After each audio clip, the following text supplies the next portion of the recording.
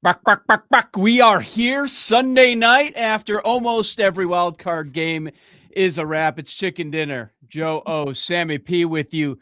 Sam, I don't need to ask you how you're doing. I know things are going very well.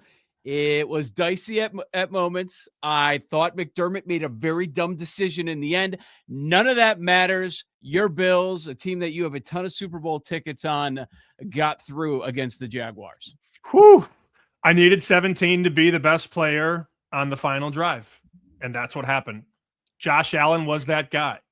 And I think a lot of the hesitation for anybody that was on the fence of joining us on Buffalo, buying futures, whether you did it in August or October or December, or even last week or 2 days ago, I was getting texts and DMs all day from people that were in. There was a guy that bought them at 19-1 in game to win the Super Bowl. Wow. People were just buying at different points, but the hesitation was Josh Allen ain't that guy. And my thought process all along was just because he hasn't doesn't mean that he can't morph in without Mahomes and Burrow and Lamar. Here's the reality, though. And I was anxiety to the moon all day today. I had a dream last night the Bills lost, so I couldn't get out of bed. I watched the game by myself under the covers. It didn't look good for times in the game, but that's what it's going to take. None of these games are going to be blowouts.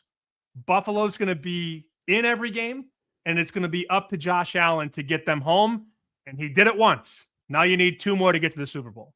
Wild card results: 4 points, 3 points, 4 points, 3 points. I'd say one blowout, and that blowout was 13 points. That was the most recent game that was on TV. That was just Herbert going out there getting his ass kicked all night. That's what that was. There was no belief, if you were a Chargers backer like myself, that they were going to come back. But it was a good weekend for us. Not only the Bills for you, I felt some of the other plays, which we can go through. Second half over, Bears-Packers is what I really liked. Loveland came through early in that game. That was a lot of fun. We're waiting on, of course, the Steelers. Both of us, Bills as well. Overall, I'd say it was a good weekend. You know who it wasn't good for? The pros. The wise guys. We got a lot of intel on last week's show. By the way, thank you if you watched, if you listened. YouTube, that was our most viewed episode, the one we did late last week, previewing Wildcard Weekend with John Murray, Patrick Everson. Let's go through it. What were the sharps on in the Rams-Panthers? Rams. Bears-Packers. Packers. Bills-Jags. Jags. Eagles-Niners. Eagles. Do we know about Sunday night? Was it definitive? I wasn't sure about that one, Patriots-Chargers. It was more public trending toward the Pats, but I think oftentimes we overthink situations. And I know that the Patriots pass rush hasn't been great, but at the end of the day, the Chargers O-line was worse. And I took a screenshot of this, and I want to talk about where I had to watch Sunday Night Football in a second. But I did take a screen grab when they were doing the introductions for the offensive line. And that was, an NBC game, right? So they do Pro Football Focus because it's Collinsworth. Mm-hmm. The center for the Chargers, Bradley Bozeman, ranked 41 out of 41 in centers. Mekhi Becton, 36 of 37 at right guard. And Trey Pipkins, 39 out of 40 right tackle. And I saw that and went, that's not good. Not good. Not good. Somebody on X had said, Justin Herbert's got 2 blind sides. And he did all night. Every time I looked up, he was getting smoked. It was a non-game. There was no chance. Easy under, easy cover by the Patriots. So they march on as well. Your winners, NFC side, you've got the Bears and the Rams on Saturday, Niners on Sunday. And then you also get, of course, Buffalo moving on, New England moving on, and we wait for Monday Night Football between the Texans and the Steelers. You started in on the Bills a little bit. I think it's been amusing to me because you laid out this handicap a long time ago, and it became, I would say, crystal clear a good month or so ago when it was obvious some of those top-notch quarterbacks in the AFC were not going to be participating. The ones that were always in the way for Josh Allen, right? And as every day marches on, another day comes off the calendar, another week in this league comes off the calendar, it's like people are finally warming to the idea that you've had for months, if not now, when? Every team that's been in Josh Allen's way, that's been in the Bills' way, they're out. Who's going to stop him now? Let's power rank the AFC quarterbacks. Hell, let's power rank the quarterbacks in the NFL. You have this guy on your side and you're finding value. You could find him before Sunday's game at 12-1 for Super Bowl MVP. This team 12-1 to win the Super Bowl. And it just, I don't know why people need confidence. Oh, yeah, the Bills are pretty good. Well, I don't know about the run defense. I don't know about their defense. What else do they have besides Allen? Oh, I don't know. The best run game so far this year in the league, the best run game left. They have a lot going for them. And at the most important position, they have the best player. But it feels like a playoff win for people to finally warm to the idea that you've been talking about for a couple of months. Jacksonville's got a top 10 defense in almost every metric. And Buffalo went in there and scored almost 30 points on the road. I'm watching New England and LA. Granted, not play-by-play because I'm at Yacht Rock trying to pay attention to it. If you score 16 or 3, you're not beating Buffalo. I'm sorry. That's not how they're built. And for every conversation about their defense, I raise you their offense and their quarterback. I mean, they did basically whatever they wanted on that final drive. When it was crunch time and Allen got the ball, they couldn't even be stopped. They tried a tush push that went for 10 yards. I mean, when they needed the plays on offense, they got them. And I was nervous because I've told thousands of people to bet the Bills for 4 months, and I'm feeling it. I mean, I didn't want to answer the phone today. I wasn't texting people back. I'm not a nervous guy. We go back a long time. I'm the guy at the bar ripping shots, watching the game. I watched it in bed the whole game. Don't talk to me. Under the covers. Yes, under the covers, naked. I'm like, and I was really stressed out because there was a chance they were going to go into half 17-7, and then it was a penalty, and then it was a punt. And then Trevor Lawrence has a couple big throws, and now Jacksonville's kicking a field goal. I mean, the Bills were in control, I think, in the first half, but in the playoffs, a play here, a play there, and now the game is equal. And it comes down to that final drive. But on that final drive, you go back and watch that final drive, when the Bills got in, they went right down the field with no resistance. And that's the hope if you're a Buffalo person. Funny, after the fact, a lot of people say, well, I knew Josh Allen was just going to be Superman in this game. Stop with that. Stop. Oh, I knew it. Stop. I knew it. He wasn't the only story. Shakir targeted 12 times, had 12 catches. Every single time he came up with the ball. That defense, 9 pass deflections, 3 by Trey White himself. That game starts with an interception. It ends with an interception by Trevor Lawrence. Cohen's going to get crushed this offseason. Now, that's a weak media market. I want to get to that in a quick second, but he's going to get crushed. This is a Bills defense you can run on, and there were portions of that game when they had some drives, they were running the ball with a lot of success. And then ETN, Tootin, only 14 carries in the game, 118 yards, and he got away from it. Soft media market, man. Did you see the clip of the reporter talking to Cohen in the postgame? No, I didn't. I can only imagine. My God. Well, here's the truth. And they were talking about this a little bit on the broadcast. And the broadcast, God, Romo is so bad, man. So bad. But they had built a graphic and flashed it on the screen on a drive where the Jags basically went 3 and out, pass, run, pass. They were running for 9.7 yards per carry. Mm-hmm. And then just stopped running. And obviously, I'll take it. I'm totally content with going away from what's working. They were running the ball at will and then just stopped. And I don't know. I'm not complaining about it, but yes. Yeah, they were carving them up. There was a reporter postgame that addressed Liam Cohen and said, hold your head up high. You had a great season, young man. Oh, no. We can't wait for next year. This was a huge success in your first year after losing a home playoff game. You know how this league is.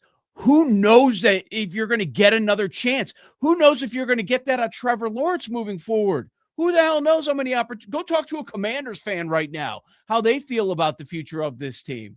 But man, yeah. I mean, there are some people that are not in media that probably won't view it that way. But I was like, what? What is going on in Jacksonville? What did he even say was it a question or a comment? It sounds more like a comment than a question. It was more a comment. He said, thank you. He kind of was acting humble in the moment. I couldn't believe it. Hilarious. So we're going to get in the AFC side. We'll jump to the NFC in a moment here. Buffalo, Denver. We wait on the New England opponent. And we're hopping on right after Sunday Night Football, so we're seeing a lot of movement in this Buffalo-Denver matchup. So we just got it set, and the line's been going all over the place. It's a really interesting number. I'm sure the Pats fans in your neck of the woods are going to be thrilled that they don't have to deal with either of these two teams coming up in the next round, the divisional round. But I saw a pick 'em. And it looks like there's a lot of money coming in on the Buffalo side as they are road favorites here. Allen's impressive. And at the end of the day, you have to be the best player on the field. And if he is again, they're going to win. If he's not, they're going to lose. That's how simple it is for Buffalo. I hate to be too simplistic, but if he stinks, they're going to lose. If he's great, they're going to win. And, these two teams met in the playoffs last year. Buffalo blew the doors off the Broncos. Now, just because it happened last year doesn't mean it'll happen this year. And, of course, this game is on the road for Buffalo. Last year was at home, and Bo Nix was a rookie. I think they've grown together, Sean Payton and Bo Nix. So it should be a good game. I am not wavered. I am not scared. It is what it is at this point. I don't feel overly confident. Of course, the Bills could lose at the Broncos, but I do feel good, and to see that initial push at Circa at the Westgate, well, not at Circa because Circa's still a pick if you're looking on YouTube right now. But how about Superbook to 1, South Point to 1, Bet Online to 1.5? Yeah. So the initial push on Buffalo. I don't though, Joe. I don't envision this getting too much more expensive. Like, okay, you get to 2, maybe 2.5. You're going to get Denver money at 3. It's going to happen. So it's hard to envision Buffalo being that much more expensive, but I'm not even thinking about, I got a lot of texts and a lot of DMs. Are we betting Jacksonville? No, we're not. And I'm also not going to bet Denver. We'll see what happens in the AFC Championship. If we get, say Buffalo's, again, you're going to be on the road no matter what. So it doesn't, anyways, you're never going to see Buffalo like -7 in this postseason. So you're never going to have that real true hedge capability. Like in a perfect world, Buffalo would have played the Chargers in Buffalo. And then the Bills are a 6-point favorite. And then you could take the Charger money line in the AFC title game. But I'm going to be living on the edge this week and hopefully next week too in coin flip games. There's a lot going on right now. So I was just laughing to myself a moment ago because you said you were getting texts. Are we going to bet the Jags? Are we going to bet the Jags? And then I had a flashback to the show last week when John Murray says that Kelly in Vegas, her best bet is the Jaguars. And you threw up your arms and you're like, all these fake sharps. It wasn't directed at Kelly, but it was a lot of that. There were a lot of people, and hand on heart, I didn't text any of them today. I don't do that because I've been on the other side of that. When your head's up with your friends and your peers and you lose, there was a game, 2021 maybe. I want to say I was going against the Bengals and it was Raiders at Bengals. This would have been the year the Bengals went to the Super Bowl, I'm pretty sure. And I had Raiders +6.5. They're down 10. And they throw an interception in the end zone. The game was right there for them, the back door. And then I got a text from somebody that said, snooze, you lose right after the game. No, we don't do that in this household. So I didn't text anybody that was on Jacksonville because, again, you win the game, but I'd be lying if I said it couldn't have gone either way. No doubt. Chicken Dinner roll call. If you're watching on YouTube, let us know you're there. Hit the like button. We're getting a lot more traction there. Love to see that. Make sure you are subscribed. We're almost at 2K, so we want to get there this week. We're going to try and make sure that we get the content out earlier this week. Last week was like a bit of a rush later on. We want to make sure we're trying to figure out the best way to map out the week. That's why we're making sure that we hit some of these wild card games on Sunday night. So it is there for you guys on Monday morning on your way to work or on your lunch break, whenever you can check out Chicken Dinner. The merch, I'm getting a lot of questions about the merch, and I see some screenshots and people that are ordering it, and you're retweeting it from at chickenxdinner, at SB Shoot. I'm at Joe Ostrowski. Where do we stand? It looks like, just from my perspective, but you're the insider here, looks like you can view it all. You can order. It's not quite going out yet. How's that working? Yeah, it should be out by the end of the week. We should have everything ready to go on the order standpoint. So they allow you to sort of like pre-order it. And then there's a timeline with the verification of the bank account and all that kind of stuff. So because it's a new store and there were a lot of loops to jump through, those orders, I've been told, should be going out by midweek. And the good thing about Printify is that those orders are like 2 to 5 days. So that's pretty strong. All right.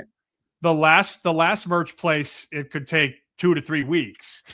So this is basically the pre-order phase. If you're interested, I can basically show you right here. So if you're watching on YouTube, you go to our Twitter and we have this Beacons link right here. It's in the bio. You click that link and that's everything Chicken Dinner. There's the last podcast on top. There's the YouTube, the merch, podcast, Spotify, Instagram, Twitter, tip sheet, everything is right there. So that's the Beacons link right there that you can see. And that's where you go to find the merch, which you click that link and boom, you're right there. I also, before we get into anything else, I did want to showcase, we had a lot of comments in the YouTube from last week with people that made the bets. So AMW has a Steelers money line and a Bears money line ticket. Ooh. Halfway there, right? Yeah. And I know we'll talk about the Bears in a second. Kevin Glasshagel, Indiana money line to Buffalo money line. That's a winner right there. I love this too. Nick said, I bet the Eagles twice at -3. Surely nothing could go wrong. He beat the line. He beat the line so bad. Bears and Bills money line parlay from Kimberly. So she hits. Bears win. Bills win. I didn't see how many yards Dalton Kincaid had. Without looking, I don't think it was over 100 at 12-1. He had 28 yards. Okay, so not close. But that was a 12-1 bet. And then Kenny Clutch, Bears money line in the over. I don't know that anybody thought that was going to hit until, third, fourth quarter. Now the Bears can start scoring. So Kenny hits that Bears money line in over 44.5. We're still getting a lot of comments. Can't believe they took you guys off the air. We're here. And guess what? We can work as much as we want. We don't have to fill time, anything like that, which you're going to get when you have to give a few hours of content a day, even during a busy season, whether people want to admit it or not. So it's all good. It's fine. But I did check. I'm like, I wonder who they gave our feed to. The answer is nobody. So after all that, they're just in the abyss, leaving it. Just leaving it. Okay. All right. Had this been Saturday night, we would have come out of the box howling. Oh, yeah. Oh, that was truly remarkable. And we keep saying it with this Bears team. That game was exactly what we saw in the regular season between these two teams. It's wild. It's what we saw to this Bears team all season long. So if there was any quit in you, and I know a lot of people that were quitting on that game, shame on you, because that was the 7th time this year, and they haven't won all of them, but that was the 7th time this year. Inside the last 2 minutes, they're trailing. They end up winning the game. Like the first game up in Lambeau, Bears, god-awful first half. They dominate the second half. They lost it. This time they end up winning it, and then, that second time. We remember recently a huge comeback in the very end. A lot of different details to get to in that game. I mean, Sam, throughout, I'm like, okay, there's going to be a lot of screaming about Ben Johnson and his fourth down calls. There isn't, because they win. There's going to be a lot about where do we stand with Caleb, because it looked like he was having a bad game.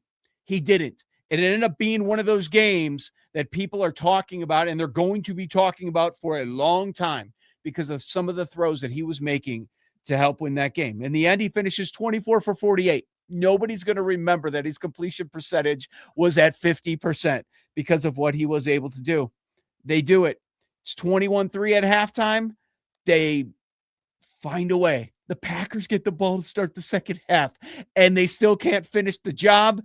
And I fully expect Matt LaFleur to be fired. I don't even think it's a conversation at this point, man. No, it shouldn't be, but NFL executives are not the smartest in the world in some situations. So we'll see. It's not our job to call for firings. It's our job to assess things from a mathematical standpoint. And my issue with Ben Johnson, and I tweeted about this, and of course, you know, some of the tweets came back to bite me because I said Ben Johnson was having a bad game. He was. I'm sorry. Like, he was. For 3 quarters, I thought the Bears were awful.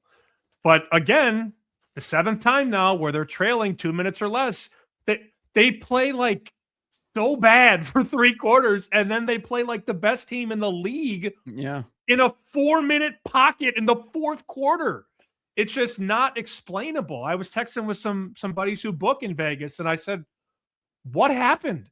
And the common sentiment was, I don't know. Some things just aren't really explainable. But, I mean, Joe, the Packers gave up 25 points in the 4th quarter. To me, that's the story. It's not the Bears being this like Herculean team. It's they keep finding ways to turn it on at the most suspenseful, stressful, high-pressure situations. And I got into it with a guy on Twitter who's like, oh, take the L, Sammy P. And they had a 5% chance to win the game with 4 minutes to go. And you want to pedestal Ben Johnson? I don't think that's the story, but they won the game. And this is a game historically, we know this is a game they lose, and they won it. Yeah, so I think that's a big conversation. When they were failing on 4th down, I didn't agree with all the calls. When they were deep into the red zone, they walk away with 0 points. I want to say they were on the 6-yard line. It's 4th and 1. I agreed with them going for it. I just disagreed with the play call. Monungai's out there.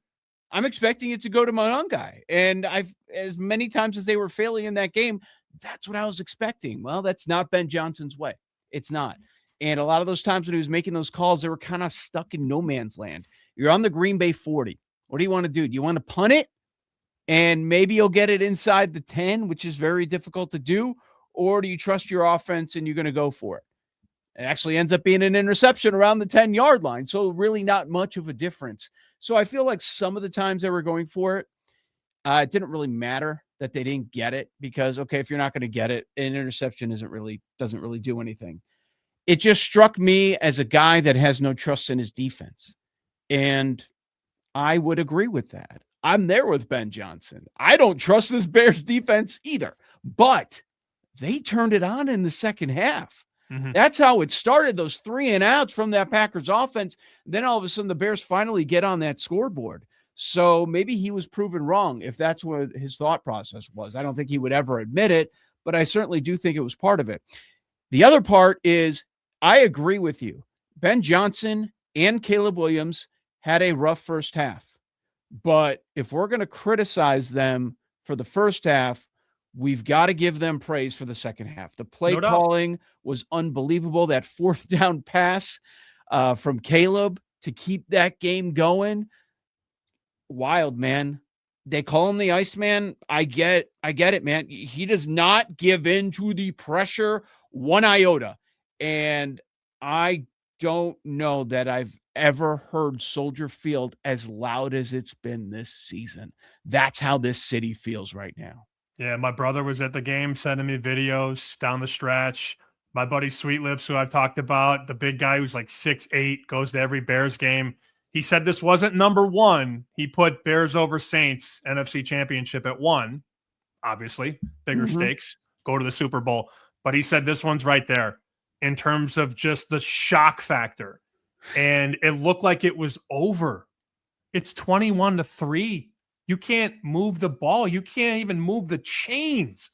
And then you come back and win. And that throw by Caleb, I mean, given everything that was on the line, playoff game, hadn't won a playoff game in 15 years, can never beat the Packers. It's 4th and 7, 4th and 8. He's throwing, like, falling away sideways and drops it right over the defender. And you're like, holy shit, man. Like, that's an incredible throw. Again, no need for hyperbole. Oh, greatest playoff throw of all time. Maybe not. Yeah. An incredible throw given all that was on the line. And, you know, the sequence that really befuddled me was when Love throws the pass to Romeo Doubs for like 34 yards. We're in the final 3 minutes of the game. It's first down. Jacobs gets stuffed. Chicago calls a timeout. Okay. So it's second down. Love throws a pass to Golden for 12. So it's a first down. 3:11 to go. You're at the Chicago 21. Jacobs gets stuffed. Timeout. So now the Bears have burned another timeout. Then they go pass on second and third down. I'm like, what am I watching? Like, I just couldn't believe it. As bad as Johnson was, LaFleur was worse. And LaFleur burning those timeouts early. When he used one around the 3-minute mark, I was like, ooh, that's pretty early. I don't know. You might need those a little bit later. He needed them. Then you had the injury, so they have a 10-second runoff. Then the clock starts going on the whistle. Like, there were a lot of mistakes there from Matt LaFleur. And once again, talk to any Packers fan. Once again, comfortable 21-3 lead. We don't need to put on the pressure. Yes, you do. And he knew. He talked about it. This team doesn't go away. They don't quit. They win all these games late in crazy fashion. And he's still just like chilling. Let's try and burn this clock. Using up all those timeouts, killed him in the end. I know it's tough to predict things. I mean, it's easy when you know the results. But, man, LaFleur needs to be fired yesterday. They're not going to give him a contract extension. It's going to happen. That's going to be job number 9 that's open, and he's going to get another job right away. Did you see the stat that was the third time this season when the Packers had a 10-point lead or more in the final 5 minutes and lost? 3 times. Ooh, rough. Packers fans will blame injuries. They'll blame McManus too. I mean, that was a thing. I got some ref stuff. I got some Green Bay Packer ref stuff. There was a lot of that. Refs. The game was so weird though. And again, I talk about my Bears group threads. At halftime, one of the group threads said it's time for Tyson Bagent. So that's the Bears experience. Bench Caleb, put in Bagent. Caleb doesn't have it. And then at the end, we're going all the way. Like, that's why I'm enraged by Bears fans. During the game, GRP tweeted at me, and he made a comment how the better quarterback is on the bench right now. No, he's not. And there were a lot of people dunking on GRP. It wasn't even a tweet out to everyone. It was just to me. But enough people saw it. They got wind of it. And they went after GRPs. I mean, that has been very entertaining over the last day. Just going on social media, seeing the AI, Ben Johnson kicking the crap out of Matt LaFleur at midfield, the watch-alongs from some of the Packer podcasts of them just completely melting down. I tweeted out a 10-minute compilation that's out there at Joe Ostrowski. If you like laughing at Packers fans, you would enjoy that watch. Highly entertaining. And the Bears are going to play the Rams. That is not a great result for the Bears. We'll get into that, the number, the total, and all that. They're going to play the Rams, and the Rams almost lost to the Panthers again. Dude, what is going on? People all year telling me that this is the best team. This is the most complete team. This is the best team. Okay, they keep losing these unexplainable games. I don't know how it happens. And they almost lost this one to a team that they were favored by 10.5 against. And now you're seeing money heading into next week on Chicago.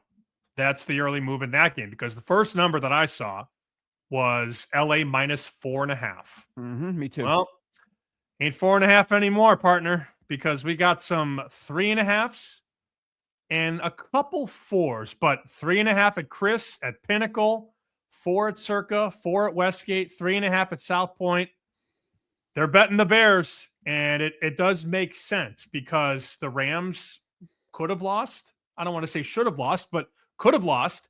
And the Bears are this team of destiny now. So the initial push on the Bears as a 4.5-point dog to 4 and now 3.5. I have a feeling you're going to be on the over in this one. Oh, yeah, you better believe it.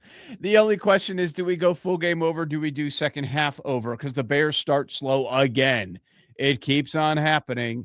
Even my 13-year-old son is like, yeah, we know what's going to happen. The Bears won't score in the first half, and they score a ton in the second half. I'm like, yep. And that's how we're going to bet it once again. 51.5. That was the exact same total the Bears got in the last 2 weeks of the year. The San Francisco game on Sunday night, which flew over, and then the Lions game in the last week, which was way under. I think that was a 19-16 game. We'll see what the weather conditions are as we get closer. Like, that would be the only thing that you'd hesitate. It was a little windy on Saturday. It didn't matter. It didn't change things at all. And the Bears left a lot of points on the field. You know, you got down to the 6 and you walk away with 0. So all those failed fourth down conversions. Yeah, everybody's going to be on the over, and I don't think they're wrong. Markets moved down a little bit. We got a 50.5 right now at Pinnacle, but that does not mean that it's not going to get bet back up. So that'll be fun to follow throughout the week. 51.5 at a couple places, and then a couple shops at 51, and there's a 50.5 at Pinnacle.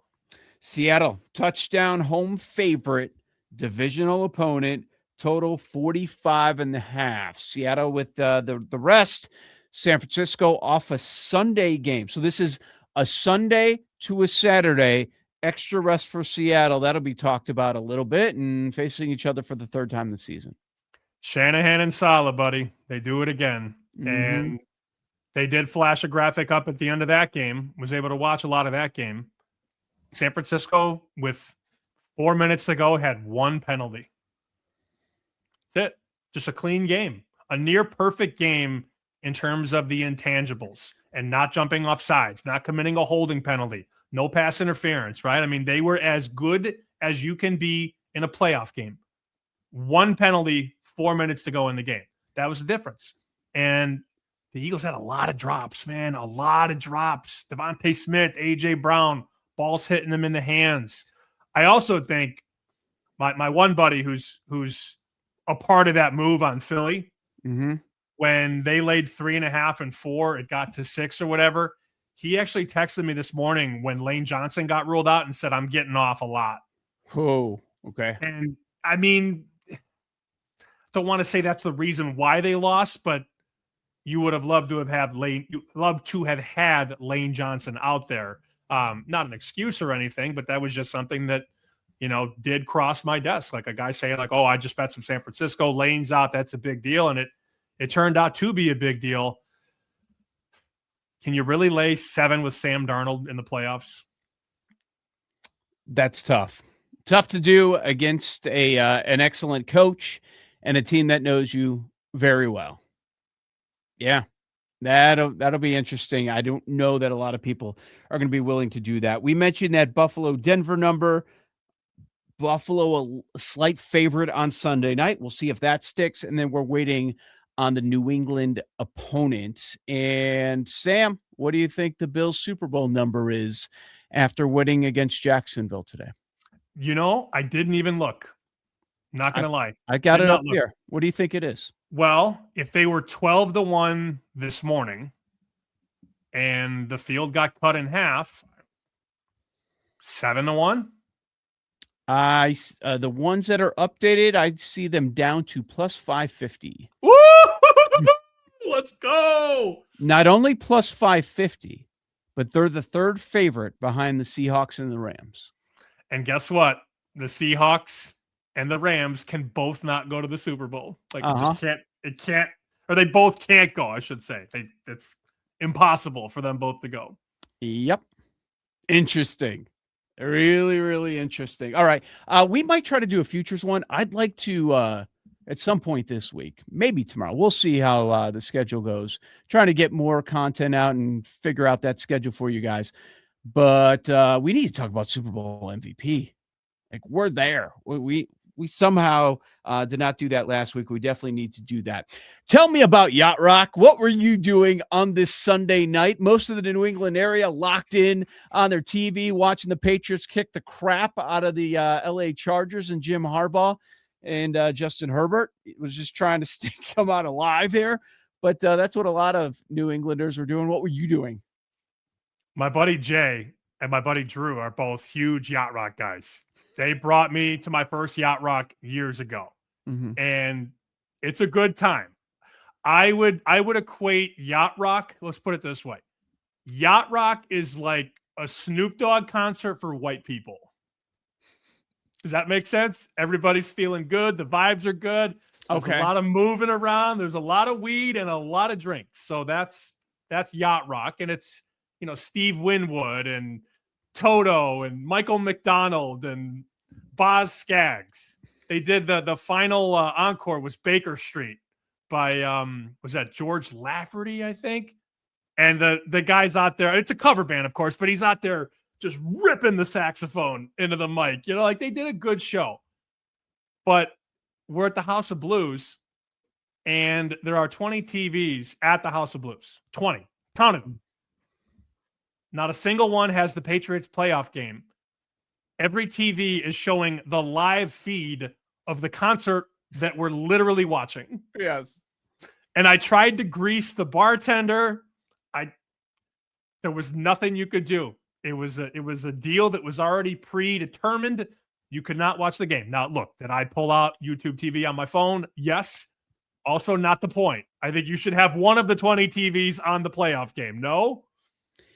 No, you're right, but then it might attract a crowd, people not paying attention to the concert. I understand what the thought process was there, that if they're really caring about the Patriots that much, they probably would not be at the concert, is probably where they're going with that thought process. But I know a lot of people there would have appreciated if at least one of the TVs had the Patriots, but people that were checking their phone were probably checking scores. That sounds fun, actually. It was a good time. Oh, great time. Well, I would be embarrassed to admit how much I like Steve Winwood.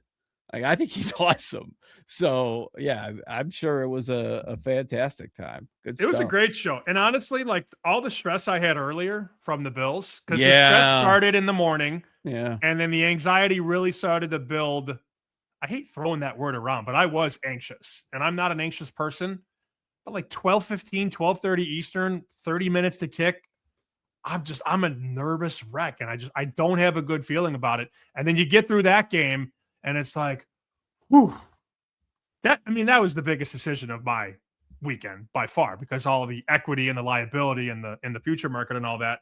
But the show was good. I took down, when they did Brandy, Still the One was a good song. They played Careless Whisper with the sax, Baker Street, and then they ended with... You sent me a video of Lido. I love Lido. Lido Shuffle is one of my favorite songs. Okay, so you would be way too young for this. I've got to find a copy of it. The greatest sports parody I have ever heard was Mike North did a Lido Shuffle parody, and I'm trying to remember it. Was it on Wanstead or was it at DePaul basketball? I don't remember. It was hilarious. It was a job well done by him. I got to find that. Well, it had to have rhymed with Lido. So what would rhyme with Lido? Lato. It was Dave Lato as a coach. Yes. At DePaul. It's a Lato Shuffle. Lato.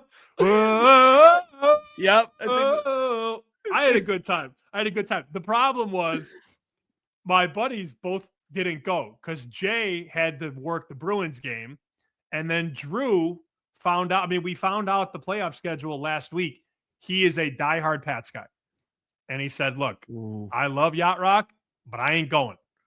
So the dudes were dropping like flies. It was me and all the broads at Hossa Blues watching Yacht Rock. All right. That's all right. Yeah, I was thrilled right before we hopped on to watch the post-game show of Sunday Night Football. They didn't give the times, but they gave the days. I'm like, okay, good. I don't have to cancel practice, which we already paid for, which is expensive space because the Bears are going to play on Sunday. We just don't know the time yet. And then there's a couple games on Saturday. So I missed that Rams-Panthers game. I don't think I really missed that much. Saw the end of the game. It was fine. And then they'll put the crappy game on Saturday afternoon, I believe it is. And then Sunday we jump to like 2 Central, 5:30 Central game times. It gets funky, but we're getting down to the end here. So pretty awesome. Congrats on your Bills. Good stuff there. We're going to have a lot to talk about throughout the rest of the week. And we need the Steelers to win tomorrow. Yes. We need them bad. And we have one of the entries in the Splash $1 million NFL playoff survivor on that pick on the Steelers, which we talked about last week, and it is paired with the Rams. So the Rams are in. They were, as you can look on YouTube right now, the most popular pick of the week. And there were some very popular picks, Sam, that were not winners, that surprised some people. And if you look right now, going into the last game, 7,408 entries. Sammy, we are sub 3,000 still alive. And 2,000 people have the Texans. Let's go. Number 2 play, which is not really a surprise. We did post one of those clips on YouTube and Instagram and all that, kind of giving John Murray some love because he said that their best players took the Steelers, which kind of makes me do a double take now because the best guys were also on the Packers and the Eagles and the Jaguars. So you would think the wise guys aren't going to get whitewashed on Wild Card Weekend, but I guess stranger things have happened. I can't believe how many people are out.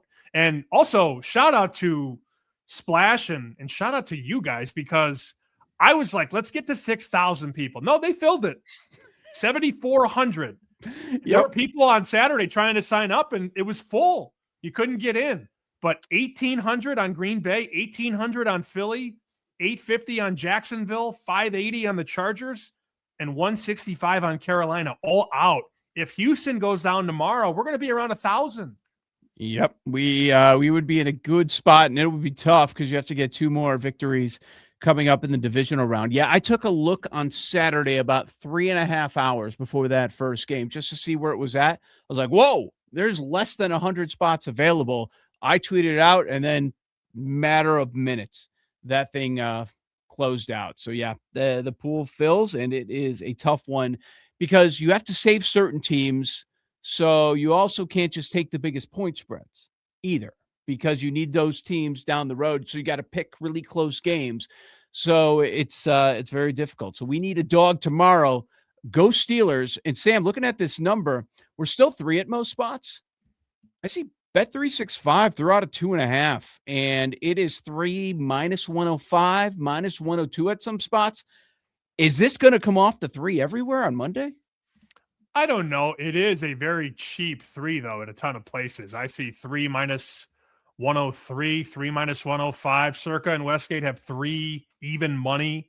So there's definitely some support for Pittsburgh. But again, Murray told us last week that, the sharpest guys are taking Pittsburgh. They bet 3.5, and now they're betting the 3. So now if you want to take, Pittsburgh, you're laying $1.15 or $1.20. I've got some 3 flat. I've got 3 minus 110. So I'll be pulling for Tomlin and Aaron Rodgers. And what was that stat one more time about Monday nights at home in Pittsburgh? Oh, yeah. Yeah.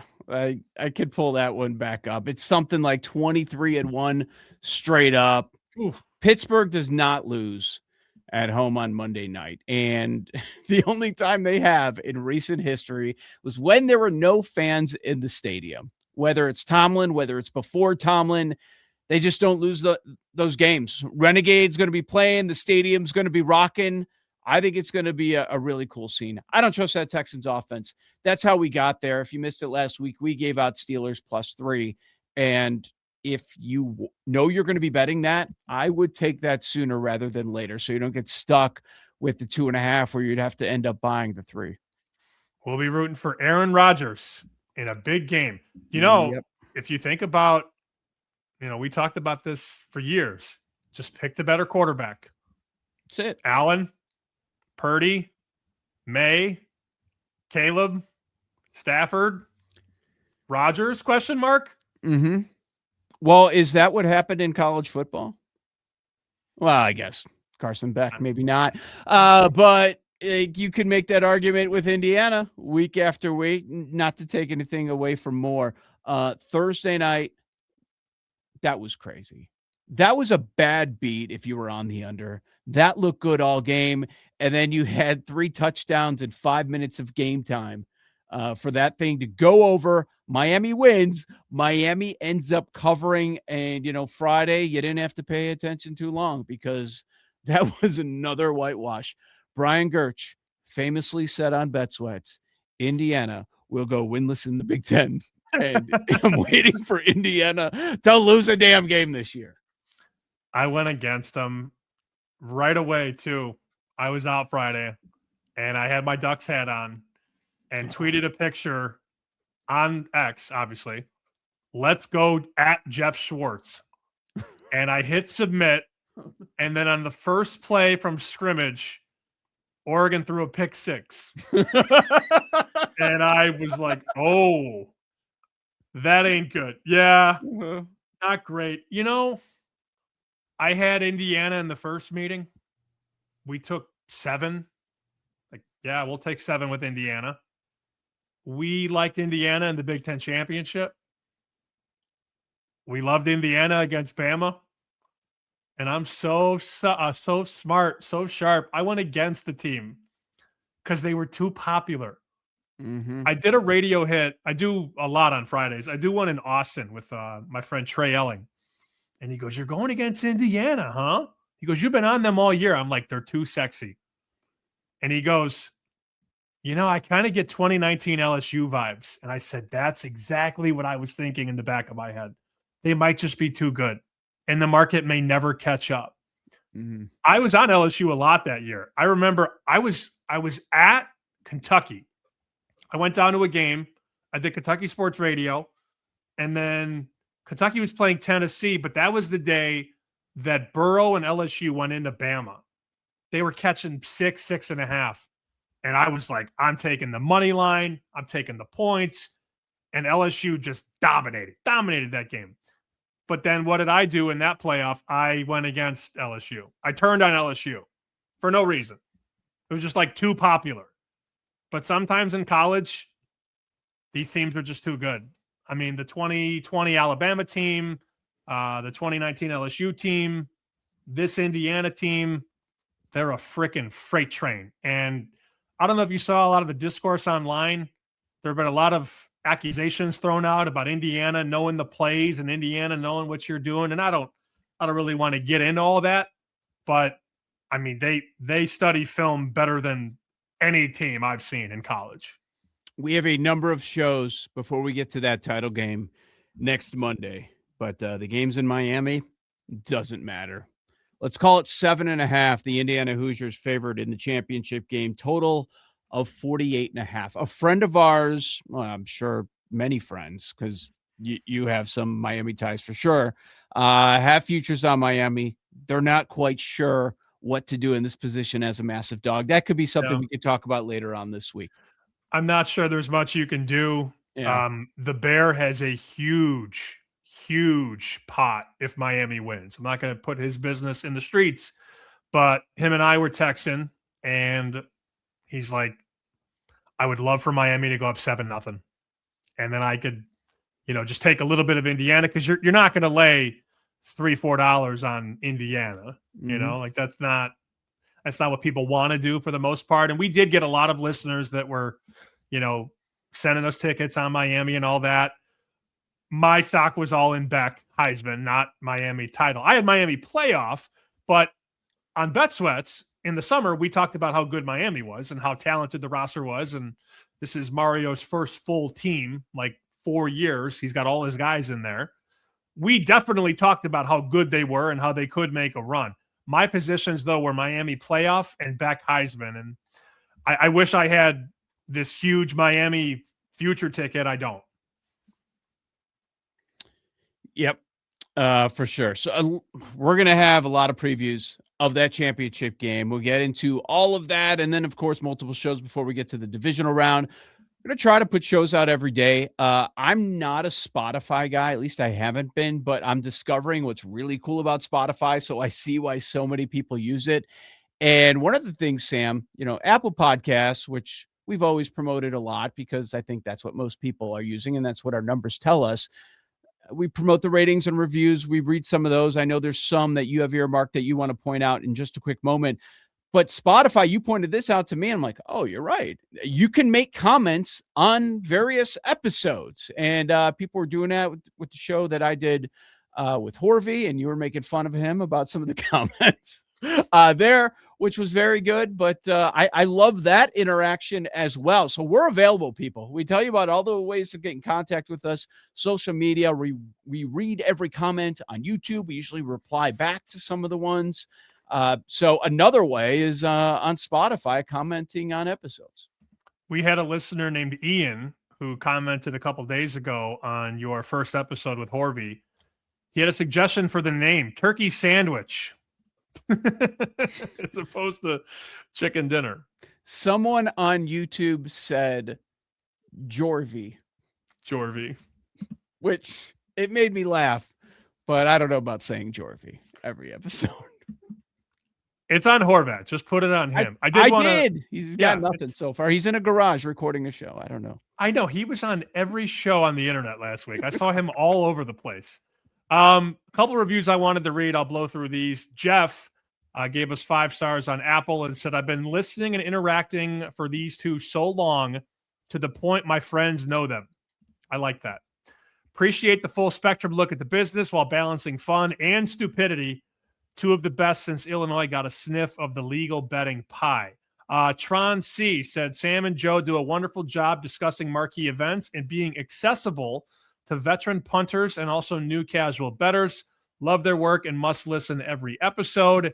And then maybe I'm not going to read that one. How about this from Travis?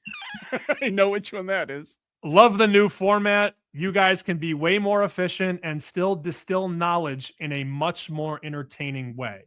That was a nice one to read as well. I also got a personal review from one of our longtime listeners who sent me a paragraph this morning.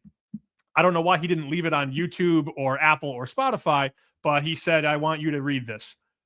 Dear Sam, I am ecstatic that you and Joe are back to Chicken Dinner. I still remember distinctly listening you two in my junior year college house, interviewing that guy who just took the best quarterback to win.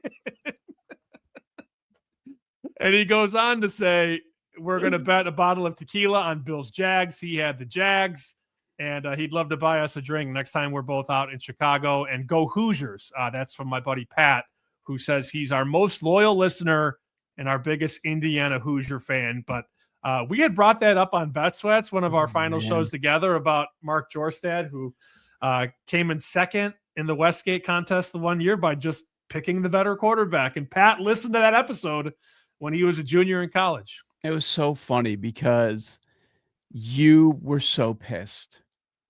You're like, we're grinding all these games, and this farmer in downstate Illinois is like, what's my strategy? Just pick the better quarterback. I almost fell out of my chair.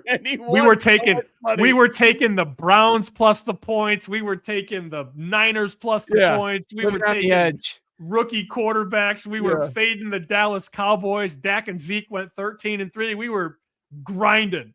And this guy was like, Matt Ryan, Aaron Rodgers, Tom Brady, Ben Roethlisberger. Take the better. Phillip Rivers, better quarterback. It's that easy. All right, we're going to be here all week, all sorts of content. I heard maybe a new show will be popping up on the Chicken Dinner feed, so check it out on Apple Podcasts, Spotify, or wherever you get your podcasts, and Instagram at betchickendinner as well. And check out the merch. Find the link right there on Twitter at chickenxdinner. All right, Sam, we'll talk soon. We'll be previewing divisional round and, of course, championship Monday all week. Can't wait. Go Bills.